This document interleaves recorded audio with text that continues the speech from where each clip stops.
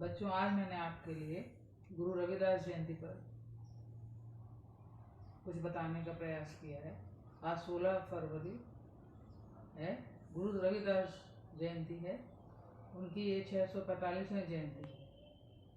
उनका जन्म माघ पूर्णिमा के दिन, रविदास जी का जन्म जो है माघ पूर्णिमा के दिन संवत 1433 में काशी में हुआ था। वे कबीर दास जी के समकालीन कहे जाते हैं। रविवार के दिन जन्म होने के कारण इनका नाम रविदास रखा गया। भक्ति आंदोलन के संत थे। एक कहावत है कि 14 से 33 की माघ सुधी 15 दुखियों के कल्याण हित प्रगटे श्री रविदास। संत रविदास जी रामानंद उनके गुरु थे। उनके शिष्य बनकर उन्होंने आध्यात्मिक ज्ञान अर्जित किया। बाद में रविदास जी ने भगवान राम के विभिन्न स्वरूप राम, रघुनाथ, राजा रामचंद्र, कृष्णा, गोविंद आदि के नाम का इस्तेमाल करते हुए अपनी भावनाओं को उजागर किया और ये महान उनके अनुयायी बन भी गए। चमकार कुल में होने के कारण ये जूते बनाने का अपना पैतृक व्यवसाय करते थे। उन्होंने इस व्यवसाय को हृदय से अपनाया, पूरी लगन तथा परिश्रम से भी कार्य करते थे। कहा जाता है जब इनका जन्म हुआ तो उस समय उत्तर भारत के कुछ क्षेत्रों में मुगलों का शासन था और चारों ओर अत्याचार, गरीबी, भ्रष्टाचार व शिक्षा का बोलबाला था। इन्हीं को दूर करने का इनके जीवन में उन्होंने प्रयास भी किया। आदि ग्रंथ या गुरु ग्रंथ साहब में जहाँ कहीं भी इनके पद संकलित हैं, उनका नाम रविदास ही लिखा गया है। उत्तर प्रदेश, मध्य प्रदेश और राजस्थान में इन्हें रैदास के नाम से कहा जाता है। गुजरात, महाराष्ट्र में उन्हें रोहिदास के नाम से पुकारा जाता है और वहीं बंगाल में इन्हें रोहिदास कहते हैं। भक्ति मार्ग में जाति पाति का कोई बंधन नहीं होता, यह इन्होंने बताने का प्रयास किया। एक किंवदंती भी है कि इनकी ख्याति से प्रभावित होकर सिकंदर लोधी ने इन्हें दिल्ली आने का निमंत्रण भेजा था। मध्य युगीन साधकों में रैदास का नाम विशिष्ट है। इनकी जो रचनाएं थी उसमें सरल व्यवहारिक जो भाषा थी, ब्रज भाषा का प्रयोग किया गया, जिसमें अवधी, राजस्थानी, उर्दू, फारसी का भी प्रयोग किया गया था। रविदास जी ने एक ऐसे समाज की परिकल्पना की थी जिसमें कोई ऊंची नीच, भेदभाव, राग, द्वेष कुछ भी न होगा, सब बराबर होंगे, सामाजिक कुरीतियां नहीं होंगी। ईश्वर भक्ति के नाम पर वे विवाद को सारहीन मानते थे।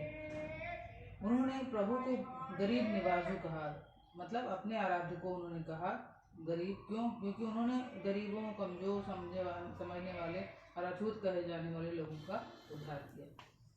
बच्चों, आपने एक कहावत तो सुनी होगी, मन चंगा तो कटौती में गंगा।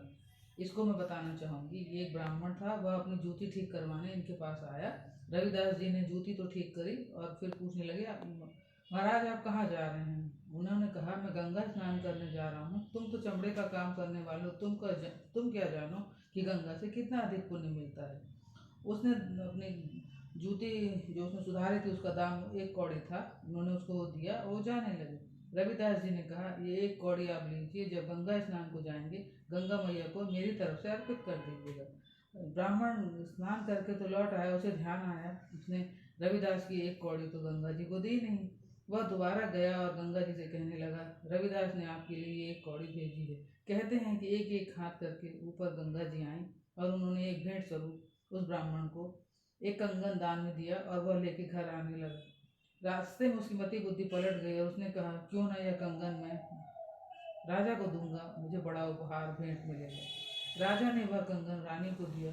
रानी ने वह कंगन दूसरा उसका जोड़ा बनवाने के लिए राजा से जिद करने लगी। राजा ने जौहरी को बुलाया। जौहरी ने जो दाम बताया, राजकोष में उतना धन ही नहीं था कि वह कंगन बन सके। तो उन्होंने उसी ब्राह्मण को बुलाया और कहा, दूसरा कंगन ला कर दो। अब वह असमंजस में पड़ गया। वह वापस रविदास जी के पास गया और पूरी कहानी कह बताई कि ऐसा ऐसा कंगन मुझे मिला था, मैंने राजा को दे दिया। रविदास जी बोले, कोई बात नहीं। उन्होंने एक पात्र में से कुछ जल छिड़का और गंगा मैया को याद किया, कहा, जय गंगा माई। कहते हैं कि उसी तुरंत उनके हाथ में दूसरा कंगन का एक जोड़ा आ गया, वो उन्होंने ब्राह्मण को दे दिया। तब से यह कहावत प्रसिद्ध है, मन चंगा तो कटौती में गंगा, क्योंकि प्रभु नाम ही अद्भुत नाम है और यह पृथ्वी में सबसे बड़ा तीर्थ यदि है तो प्रभु को ध्यान करना। बच्चों, अब आपको समझ में आ जाएगा इस कहावत का महत्व कि मन चंगा तो कटौती में गंगा।